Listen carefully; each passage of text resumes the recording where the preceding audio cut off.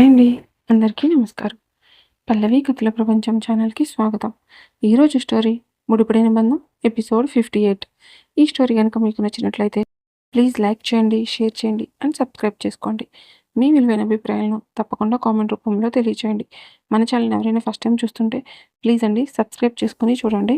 ఇక ఆలస్యం చేయకుండా స్టోరీలోనికి వెళ్ళిపోదాం. ఆ గొంతు విన్న గీత కంగారుగా ఫోన్‌ని సరిగ్గా పట్టుకొని, అంటే మీరు చెప్పిన పని అంతా కంప్లీట్ అయిపోయింది సార్. ఇంకేం చేయాలో తెలియలేదు. అందుకే వీళ్ళకేమైనా హెల్ప్ కావాలేమో అని ఇక్కడికి వచ్చాను అని అంటుంది. విరాట్ కోపంగా మాట్లాడుతూ, నీకు చెప్పిన పని అయిపోతే సెకండ్ ఫ్లోర్‌కెళ్ళి అక్కడ ఉన్న రూమ్‌లో ప్లాంట్స్ ఉన్నాయి. వెళ్ళి వాటికి వాటర్ పట్టు. అది కూడా అయిపోయిందనుకో, అక్కడే కొంచెం సేపు టైం పాస్ చెయి. నీ బుక్స్ తీసుకువెళ్ళి ఆ రూమ్‌లోనే కూర్చొని వర్క్ కంప్లీట్ చేయి అని గంభీరంగా అంటాడు. గీత అయోమయంగా, సార్ నాకు ఒక రూమ్ ఉంది కదా! నేనెందుకు ఆ రూమ్‌లోకి వెళ్లి టైమ్ పాస్ చేయాలి? మీ వర్క్ అంతా అయిపోయిందంటే నేను నా రూమ్‌కి వచ్చి రెస్ట్ తీసుకుంటాను అని అంటుంది. విరాట్ కోపంగా, నేను నీకు సాలరీ ఇస్తుంది నీ రూమ్‌లో ఉండడానికి కాదు. నోరు మూసుకొని సెకండ్ ఫ్లోర్‌కి వెళ్ళు. నేనొచ్చేంత వరకు అక్కడే ఉండు. కాదని కిందకొచ్చావంటే పనిష్మెంట్ తీసుకోవడానికి రెడీగా ఉండు అని అంటాడు. పనిష్మెంట్ అనేసరికి గీత కంగారుగా, ఇంత చిన్న విషయాలకి పనిష్మెంట్ ఎందుకు సార్? నేను కిందకి రా ఉన్ నేను కింద ఉండకూడదు. సెకండ్ ఫ్లోర్‌లోనే ఉండాలి. అంతే కదా! కాకపోతే మీ రూమ్‌లో ఉంటే నేను తిన్నగా ఉండలేను. మొత్తం కదిపేసి రూమ్ అంతా డర్టీ అయిపోతుంది. అందుకని సెకండ్ ఫ్లోర్‌లో గెస్ట్ రూమ్ ఉంది కదా! అక్కడ ఉంటాను ప్లీజ్ అని అంటుంది.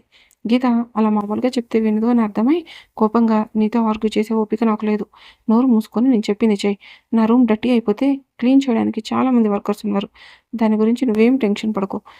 టెన్షన్ పడకుండా నోరు మూసుకొని పైకి వెళ్ళు అని గట్టిగా అంటాడు. గీత ఇంకెంత చెప్పినా వినడు అని అర్థమై, ఓకే సార్ వెళ్తాను అని కాల్ కట్ చేస్తుంది. అక్కడే ఉన్న సింధు అనుమానంగా గీత వైపు చూస్తూ, ఏమైంది గీత? ఎవరితో మాట్లాడుతున్నావు అని అడుగుతుంది. గీత పరధ్యానంగా ఉండి, విరాట్ సార్తో మాట్లాడుతున్నాను. ఎంత చెప్పినా వినడం లేదు. సెకండ్ ఫ్లోర్‌కి వెళ్ళమంటున్నారు అని చెప్పి తను ఏం చెప్పిందో గుర్తుకొచ్చి నాలుక ఖర్చుకొని అయోమయంగా చూస్తూ ఉంటుంది.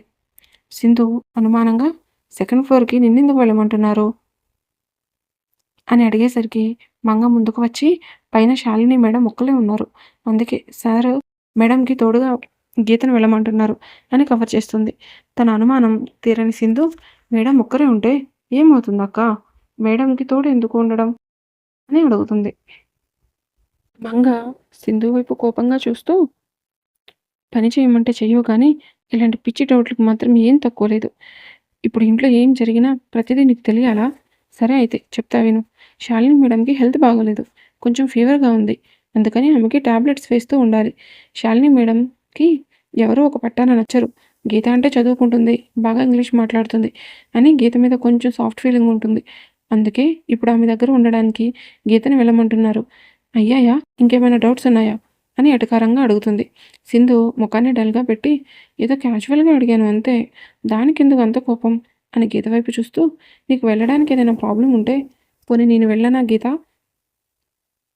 మేడంని నేను దగ్గరుండి చూసుకుంటాను అని అంటుంది. మంగ కోపంగా చూస్తూ, నువ్వు వెళ్ళి ఎంత జాగ్రత్తగా చూసుకున్నా ఆవిడకి గాని కోపం వచ్చిందనుకో, ఒక్క తన్ను తంతే వచ్చి కిచెన్‌లో పడతావు. ఆవిడతో నీకు అవసరమా? ఏదో 4 రోజులు ఉండి వెళ్ళిపోయేదానివి. ప్రశాంతంగా నీ పని నువ్వు చూసుకొని వెళ్ళు అని సింధుని అక్కడ నుండి పంపిస్తుంది. గీత ఆశ్చర్యంగా మంగ వైపు చూస్తూ, అలా చెప్పావేంటక్క? ఇప్పుడు ఇప్పుడు కానీ శాలిని తనకు కనిపించిందంటే చాలా పెద్ద ప్రాబ్లమ్ అవుతుంది అని కంగారుగా అంటుంది. మంగ చిన్నగా నవ్వుతూ, శాలిని మేడం ఇంట్లో లేరు. ఏదో పని ఉందని బయటకు వెళ్లారు. రావడానికి లేట్ అవుతుందని కూడా చెప్పారు. అందుకే అలా చెప్పాను. ఈ సింధు ఎందుకో చాలా తేడాగా బిహేవ్ చేస్తుంది. నిన్న వచ్చి విరాట్ గారికి పెళ్ళయిందంట కదా! విరాట్ గారి వైఫ్ ఎక్కడ అని అడుగుతుంది. ఎందుకో అనుమానంగా అనిపించి శాలిని మేడం విరాట్ గారి వైఫ్ అని చెప్పాను. నిన్ను అడిగితే నువ్వు కూడా అలాగే చెప్పు అని అంటుంది. గీత, అలా ఎందుకు చెప్పావక్క? శాలిని విరాట్ సార్ వైఫ్ అనుకోని తనకేదైనా ప్రమాదం కల్పిస్తారేమో అని భయంగా అంటుంది. మంగ చిన్నగా నవ్వుతూ, ఊరుకోండమ్మా. ఒకవేళ మీరన్నట్టు శాలిని మేడంని ఎవరైనా కిడ్నాప్ చేసినా ఆమెను 2 గంటలు కూడా ఎవ్వరూ భరాయించలేరు. ఎలా తీసుకెళ్లారో అలాగే తీసుకొచ్చి మన గేటు ముందు దింపి మరీ వెళ్ళిపోతారు. మీరేం భయపడకుండా మీరు వెళ్ళి విరాట్ బాబు చెప్పిన పని చేయండి అంటుంది. గీత అక్కడే నుంచొని ఇది ఆలోచిస్తూ ఉంటుంది. మంగ గీత వైపు చూస్తూ, ఏంటి గీతమ్మా ఇంకా ఇక్కడే ఉన్నావు? ఇందాక ఇందాకటి వరకు పనేమీ లేదు అన్నావు. పనేమీ లేదు అన్నావు కదా! విరాట్ సార్ స్వయంగా కాల్ చేసి మరీ పని అప్పగించారు. ఇంకా ఏంటి చూస్తున్నావు వెళ్ళు అనేసరికి గీత అయోమయంగా చూస్తూ వెళ్తున్నా అక్క అని అక్కడి నుండి తన రూమ్‌కి వెళ్ళి కొన్ని బుక్స్ తీసుకొని అక్కడి నుండి సెకండ్ ఫ్లోర్‌కి వెళ్తుంది. విరాట్ రూమ్‌కి వెళ్ళి అక్కడున్న బాల్కనీ డోర్ ఓపెన్ చేసేసరికి అక్కడ చాలా బ్యూటిఫుల్‌గా కొన్ని ప్లాంట్స్ కనిపిస్తూ ఉంటాయి. ఆ మొక్కల మధ్యలో ఒక చిన్న ఉయ్యాల కూడా ఉంటుంది. గీత వాటిని చూసి ఆనందంగా ఆ మొక్కలన్నింటినీ టచ్ చేస్తుంది. గీత మొక్కలతో కొంచెం సేపు టైం స్పెండ్ చేసి అక్కడే ఉన్న ఉయ్యాలలో కూర్చొని తన బుక్స్ ఓపెన్ చేసి చదువుతూ ఉంటుంది. గీత రూమ్‌లోకి వచ్చినప్పటి నుండి విరాట్ తన ల్యాప్‌టాప్‌లో గీతను చూస్తూ తను చేస్తున్న పనులన్నీ గమనిస్తూ ఉంటాడు. గీత అలా చిన్నపిల్లలాగా ఆ మొక్కలను చూసి ఆనందపడడం, వాటితో సరదాగా కబుర్లు చెప్పడం చూసి క్రేజీగా అనుకొని తన వర్క్‌లో పడిపోతాడు. అర్జున్ విరాట్ క్యాబిన్‌కి వచ్చి కొన్ని ఫైల్స్ చూపిస్తూ, "ఇందులో సైన్ కావాలి విరాట్" అని ఆ ఫైల్స్‌ని విరాట్‌కి ఇస్తాడు. విరాట్ అవన్నీ చెక్ చేసి, సైన్ చేసి అర్జున్‌కి ఇస్తూ, "నక్షత్ర బర్త్‌డే పార్టీకి ఇన్వైట్ చేసింది" అని అంటాడు. అర్జున్ కంగారుగా, "అదేంటి? ఎవరిని పిలవకుండా నిన్నొక్కడినే ఎందుకు పిలుస్తుంది? ఏదైనా ప్లాన్ చేస్తుందేమో విరాట్" అని అనుమానంగా అంటాడు. విరాట్ కొంచెం సేపు ఆలోచించి, "నాకు అదే డౌట్‌గా ఉంది. అందుకే నేను ఆ పార్టీకి వెళ్ళాలి అనుకుంటున్నాను" అని అంటాడు. అర్జున్ కంగారుగా, "రిస్క్ అవుతుందేమో విరాట్. తను ఎలా అయినా నిన్ను పెళ్లి చేసుకోవాలని గట్టిగా అనుకుంటుంది. దానికోసం ఏం చేయడానికి కూడా వెనకాడడం లేదు. నిన్న రేఖని పర్సనల్‌గా కలిసిన తర్వాతే అర్థమైంది. మనం నిషాలో ఒక యాంగిల్ మాత్రమే చూస్తున్నామని. తను ఎంత డేంజర్ కాకపోతే నిన్ను పెళ్ళికి ఒప్పించలేదని వాళ్ళ సొంత తాతయ్యని చంపేస్తుంది. కొంచెం కూడా గిల్ట్ లేకుండా ఆయన పేరు అడ్డు పెట్టుకొని నీ దగ్గరకు వచ్చి నీతో టై అప్ అవుతుంది. నాకెందుకో నువ్వు వెళ్ళడం చాలా రిస్క్ అనిపిస్తుంది. ఒకసారి ఆలోచించు" అని అంటాడు. విరాట్, "నేను బాగా ఆలోచించాను. మనం నిషా విషయంలో ఎంత లేట్ చేస్తే గీతకు అంత ఎక్కువ ప్రమాదం జరుగుతుంది. నాకు పెళ్ళయింది అన్న విషయాన్ని మనం ఎక్కువ రోజులు దాయలేం. ఒక పక్క చక్రపాణి ఈ కేసు నుండి తప్పించుకోవడానికి నా ఫ్యామిలీని టార్గెట్ చేస్తున్నాడు. ఇక్కడ చూస్తేనేమో నిషా నన్ను పెళ్లి చేసుకోవడానికి ఏం చేస్తుందో కూడా అర్థం కావడం లేదు. వీళ్ళిద్దరితో గీత డేంజర్‌లో పడేటట్టుంది. ముందు ఈ నిషా పనేంటో చూస్తే, ఆ తర్వాత చక్రపాణిని ఎలా లాక్ చేయాలో నాకు బాగా తెలుసు" అని కోపంగా అంటాడు. విరాట్, "నువ్వేం చేసినా బాగా ఆలోచించి చెయ్యి విరాట్. విరాట్, గీతకి ఎలాంటి ప్రాబ్లమ్ రాకుండా మొత్తం స్మూత్‌గా కంప్లీట్ అయిపోవాలి" అని అంటాడు అర్జున్. నిషా వాళ్ళ ఇంటికి వెళ్ళడానికి "నువ్వు కూడా రెడీగా ఉండు" అనేసరికి అర్జున్ కంగారుగా, "ఒరేయ్! నీతో క్లోజ్‌గా ఉన్నందుకే నా మీద లేనిపోని నిందలు వేయడానికి చూసింది. ఇప్పుడు నిన్ను ఒక్కడినే ఇన్వైట్ చేసింది. అంటే పాపం బంగారు తల్లి ఏదో ప్లాన్ చేసుకున్నట్టుంది. ఇప్పుడు గాని మీ ఇద్దరి మధ్యలోకి నేను వచ్చానే అనుకో, ఏ జ్యూస్‌లోనో పాయిజన్ కలిపేస్తుంది. అసలే బోలెడంత ఫ్యూచర్ ఉందిరా నాకు.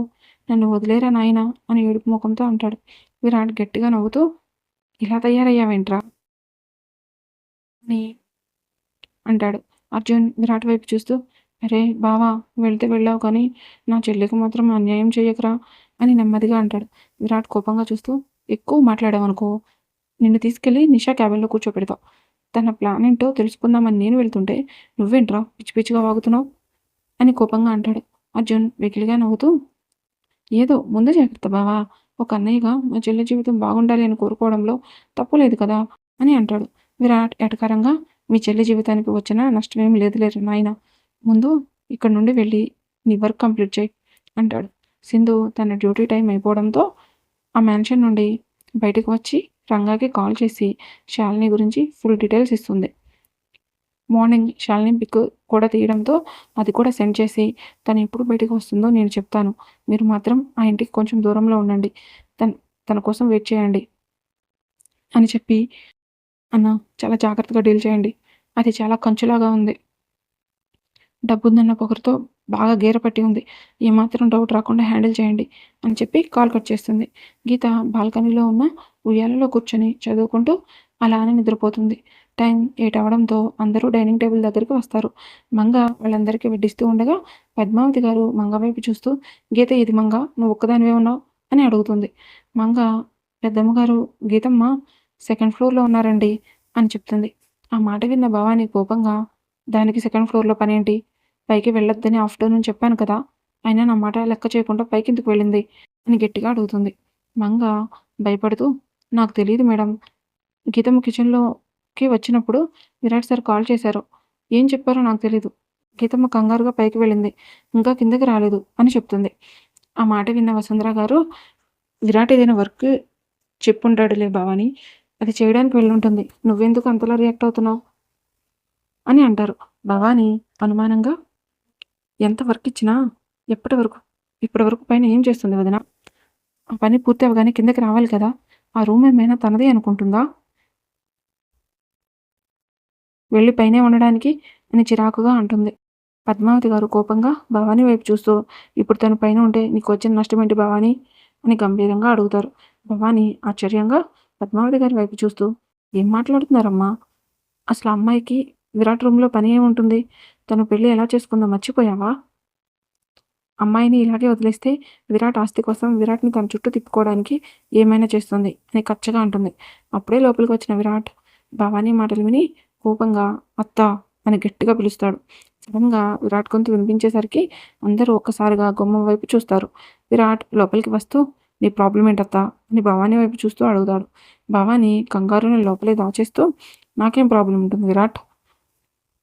ఆ అమ్మాయి ఎప్పుడో 4కి నీ రూమ్లోకి వెళ్ళిందంట. ఇంతవరకు కిందకి రాలేదు. అప్పటి నుండి ఏం చేస్తుంది అక్కడ?